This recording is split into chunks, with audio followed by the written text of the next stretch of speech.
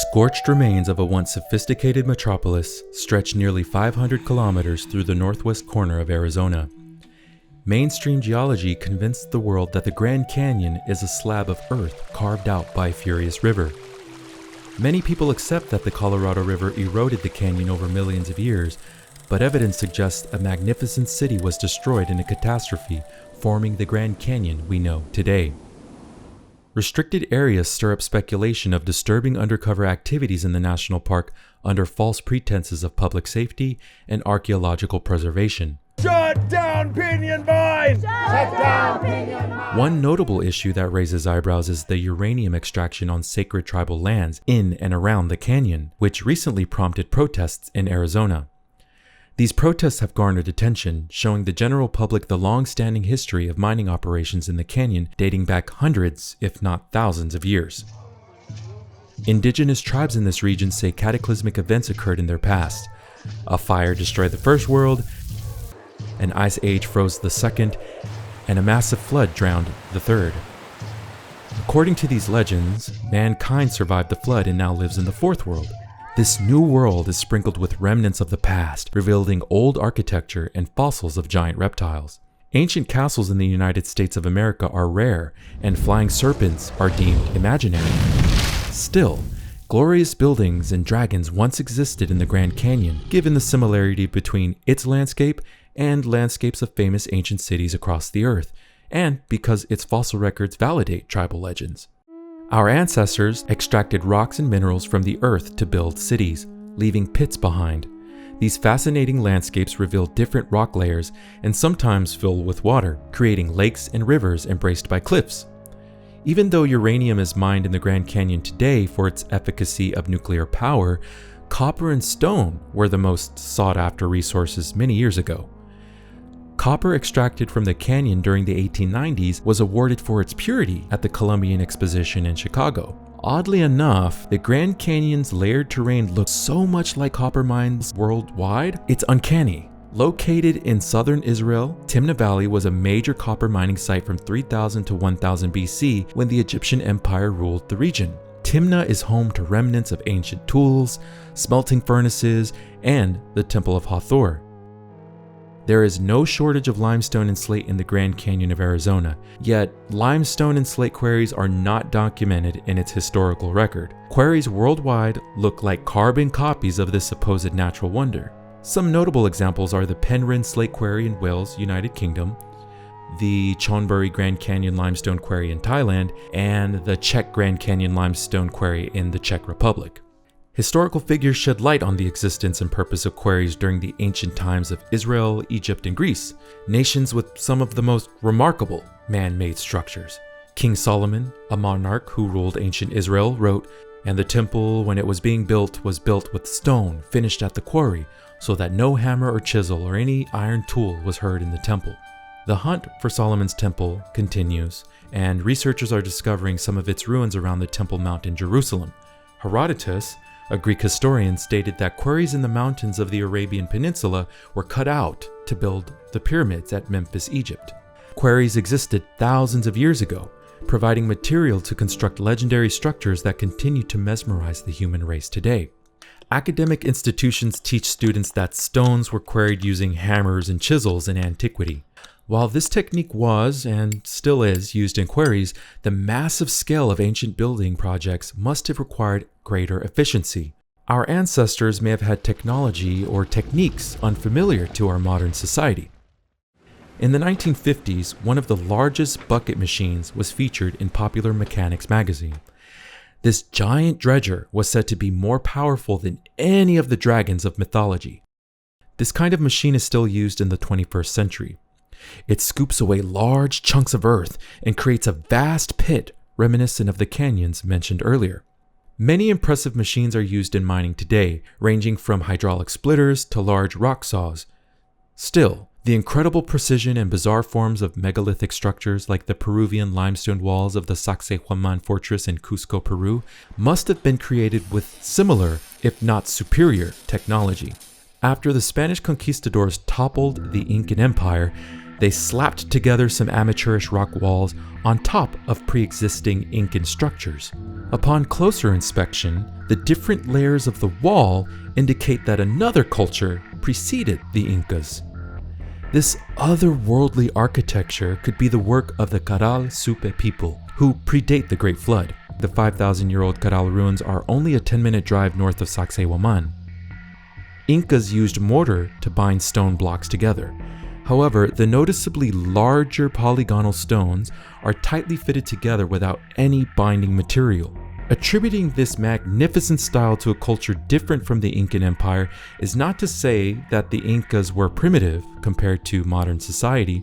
Instead, this point suggests the opposite. Man has devolved over time, with the pre-flood races having the highest intelligence. Researchers speculate about all sorts of ways in which buildings like the Sacsayhuaman were built, but nothing piques my interest more than observations given by construction workers and stonemasons online. One observation is that each stone is not carved but molded using a variation of Roman concrete pouring. It involves a unique mixture of lime, volcanic ash, and water, and sets it in a wooden, stone, or metal formwork. Once the concrete hardens, the formwork is removed, leaving behind a complexity that would have taken an incredible amount of time and energy to carve. Another interesting, albeit eccentric, technique using vibratory physics could have formed the stones of the Sacsayhuaman. Builders may have used high-frequency sound to shatter, carve, or even melt stone. I'm talking about lost technology here, something humans can't recreate right now. However, we have a modern tool called an ultrasonic lithotripter that uses high-frequency sonic energy to shatter kidney stones into small fragments. How do you think the ancients built the megalithic structures? Rocky terrain in the Grand Canyon appears natural overall, but certain man-made features indicate that the landscape is at least partially made up of melted buildings. Some stones show signs of liquefaction, which causes solid material to liquefy. They may have been subjected to extremely high temperatures, melting and hardening. A few examples known for this phenomenon are the La Sagrada Familia of Spain, Pandavleni caves of India, and Lycian rock tombs of Turkey. These places, including the Grand Canyon, share rich architecture, displaced native cultures, and a history of war. Arizona's Grand Canyon and the Colorado River appeared on 17th century maps. Dutch cartographer Willem Blow produced one of the earliest maps of the Americas, America's New Map, written in Latin. The side panels included portraits of humans who lived in the Americas around the time this map was published in 1631. Heinrich Baldwin Mulhausen illustrated the Hualapai people of the Grand Canyon. By 1913, Thomas Moran's detailed paintings of the Grand Canyon were published. Although plenty of buildings are attributed to the natives in Grand Canyon, Arizona, one village that isn't mentioned often is the Walhalla ruins built by American Indians. The canyon's recorded history belongs to an ancient civilization, not an empty desert. Stanton's Cave is the most mysterious of all the restricted areas in the Grand Canyon. It is rumored to contain artifacts similar to Egyptian relics. The evidence for that claim was not published, but a report by the Grand Canyon Natural History Association shows that at least archaeologists found twig figurines. Many people believed the park had something to hide after the National Park Service blocked access to the cave with a steel gate. Yet, the most revealing part of the cave is its pointed arch entrance. A Christian church in Ethiopia called Abuna Yamata Ga is an excellent example of what Stanton's Cave probably looks like inside. Caves like these are often depicted as natural formations, but the Abuna Yamata Ga has a man-made interior. People did not carve deep into the stone to build the church. It was already a stone tower that melted and lost much of its ornate design. This is the same event that happened to Stanton's Cave. Most stones melt at temperatures above 1000 degrees Celsius. Once the stone is molten, it can be poured into the mold until it cools. Geologist Richard Perry said, "What you see is a crucible full of molten slag from a steel foundry being emptied out. The slag is, in effect, molten rock. It's what's left after you have separated the metal from the ore." Even granite can melt if the heat intensity is high enough. Its melting point is 1210 degrees Celsius. Although much of the Grand Canyon consists mainly of limestone, a weaker stone than granite, it's important to illustrate the power of the direct energy tools or weapons potentially used to destroy the most durable monumental structures. Modern humans use electric arc furnaces or plasma torches to melt stone, and our ancestors probably used similar tools, if not more cutting edge.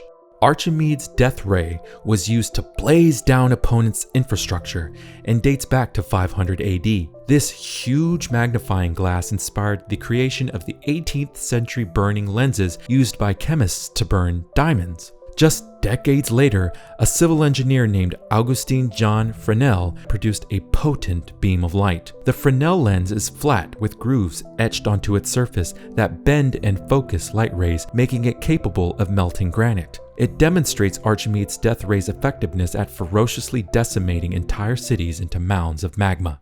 Ancient buildings around the world historically known to have perished in a fire bear similar damage present in the Grand Canyon. United States settlers ravaged the canyon for 5 years during the Hualapai War beginning in 1865. What remains of the Hualapai Indian architecture today is reminiscent of King Solomon's palace complex because pockets of ruinous structures are scattered throughout an area that should be part of the same facility. For example, King Solomon's Temple and Palace of the Forest of Lebanon once stood at the top of Mount Moriah in Jerusalem, yet only the defensive walls that surrounded the facility were unearthed. The palace and temple are yet to be found. These buildings were constructed around 967 BC using limestone, coniferous tree wood, gold, and silver. Babylonians were the first to attack the area in 587 BC and then destroyed by Romans in 70 AD during the Jewish-Roman War.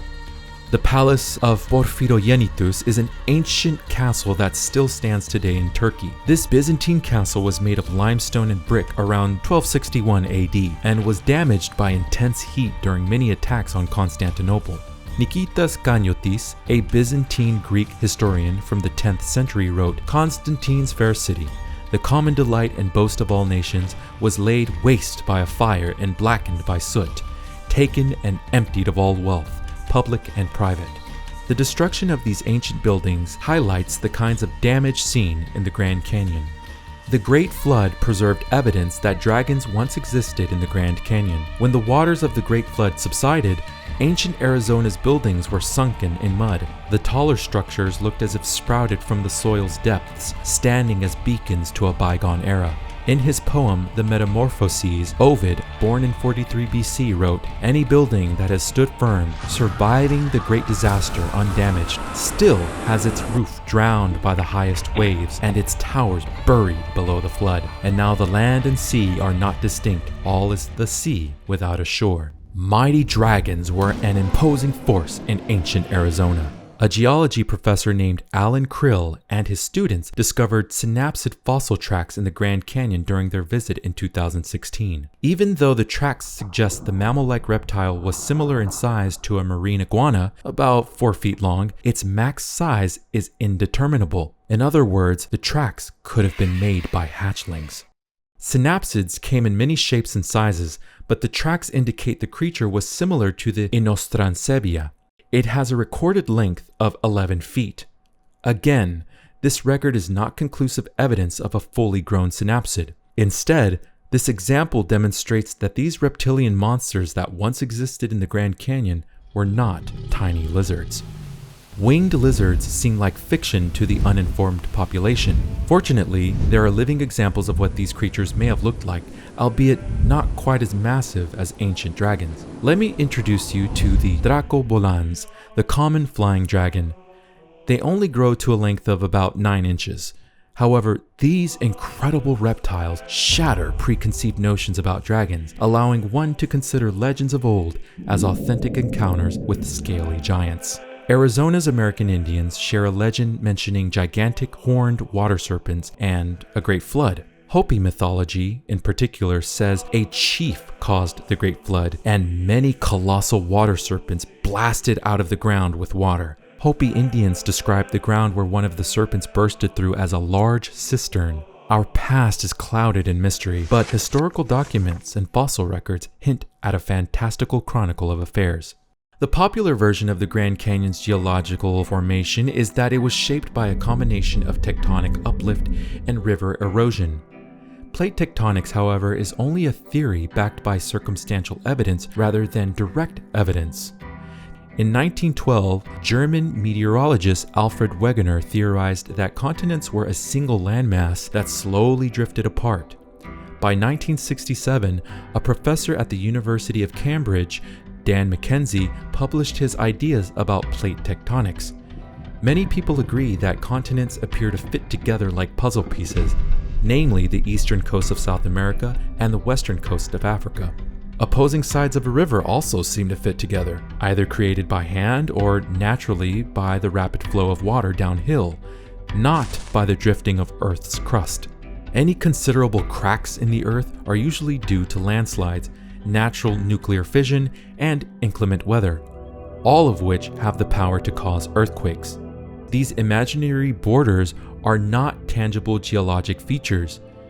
Plate tectonic boundaries were invented based on the assumption that earthquakes are caused by tectonic plates sliding past each other. If earthquakes have a pattern, drawing made-up lines on a map connecting seismic activity locations and passing them off as plate boundaries is a false cause fallacy. This fallacious concept bewitches grade school students into believing the Earth's crust is split into plates constantly drifting in various directions. Mudslides formed the Grand Canyon riverbed relatively fast. Where I'm standing, flash flooding has come down this area 3 times in the past few days. You can see how the water is paving its own path, and neighbors say that they're calling this area the mini Grand Canyon. The seemingly deep cut of the canyon is not a result of the Colorado River slowly slicing into the earth over millions of years. As some world floodwaters seeped into the soil and some rushed back to the ocean basins, much of the land became sludge. Swift torrents stampeded through the marshy earth, carrying chunks of stone. This flash erosion created the riverbed, but that isn't to say the riverbed used to be 2,000 meters up on the plateau. In other words, erosion did not cause the canyon's steep walls.